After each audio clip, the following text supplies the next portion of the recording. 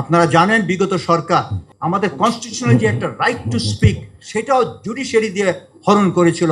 আমি তখন তারেক রহমান একজন ক্লাস 8-9 ছাত্র দেখেছি। সেই তারেক রহমান আজকে দীর্ঘ 18 বছর বিদেশে থেকে উনি এখন ডায়মন্ডে পরিণত হয়েছেন। আমরা আশা করব তিনি সেই নেতৃত্ব দিবেন যে নেতৃত্বের জন্য জনগণ প্রত্যাশা করছেন। এই ডায়মন্ড চকচক করবে কিনা এটা নির্ভর করে প্রপার কাঠ। যত কাঠ ভালো হবে তত এটা গ্লিটার করবে। তা আমাদের খেয়াল রাখতে হবে, তারেক রহমানকে আমরা যেরকম প্রশংসা করব, উনার যদি কোনো কিছু দিক নির্দেশনা দেখি আমাদের মতে মনে হয় যে উনি হয়তো ঠিক লাইনে নাই, এটা আমাদেরই কর্তব্য। আম জনতারা এটা বলার সামর্থ্য নাই। আমরা যারা এখানে কথা বলতে এসেছি আমাদেরই কিন্তু সেই দায়িত্ব, আমাদেরই সেই ক্ষমতা আছে। আমরা যদি পদের লোভে থাকি তখনই কিন্তু আমরা সত্য বলা থেকে বিরত থাকি। তাই আমি মনে করি আমাদের সবাই সচেষ্ট হতে হবে যে উনাকে যাতে আমরা যথাযথ দিক নির্দেশনা দিতে আমরা যাতে কার্পণ্য করি না। উনি যেই একটা ইন্টারভিউ দিয়েছেন, this is undoubtedly one of the best direction উনি দিয়েছেন দেশ এবং জাতিকে। বিগত 54 বছর এই দেশ এরকমই একটা দিক নির্দেশনা খুঁজছিল, কিন্তু কোনো রাজনীতিবিদ সেটা দিতে সক্ষম হয় নাই।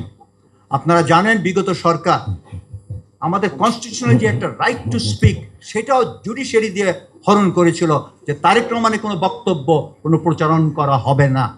কিন্তু আমরা যারা যে বুদ্ধিজীবী আমরা সেটা তো হজম করেছি, আমরা তো এর প্রতিবাদ করি নাই। আমাদের সময় এসেছে that we have to give and respect the right to speak, এবং কনস্টিটিউশন যেগুলো আছে এগুলোকে আমরা তুলে ধরতে হবে। আমাদের বিএনপির মধ্যেও কার্যকলাপে যদি ভবিষ্যতের কোনো চিঠি হয় সেখানে আমাদেরকে সেই সত্যি কথাটা বলার সাহস রাখতে হবে। আমি জিয়া পরিবারের সাথে 1978-এ জেনারেল জিয়ার সাথে ছিলাম। আমি তখন তারেক রহমান একজন ক্লাস 8-9 ছাত্র দেখেছি।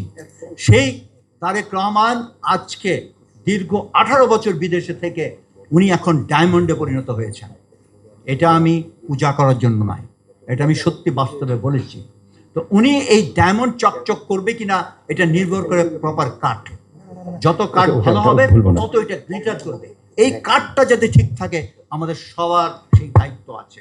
উনি 18 বছর স্ট্রাগল করেছেন, that was his chapter of struggle. আগামীতে ইজ টাইম ফর হিজ অধ্যায় হচ্ছে তার ডেলিভারি অ্যান্ড গভর্নেন্স। আমরা আশা করব তিনি সেই নেতৃত্ব দিবেন যে নেতৃত্বের জন্য জনগণ প্রত্যাশা করছেন।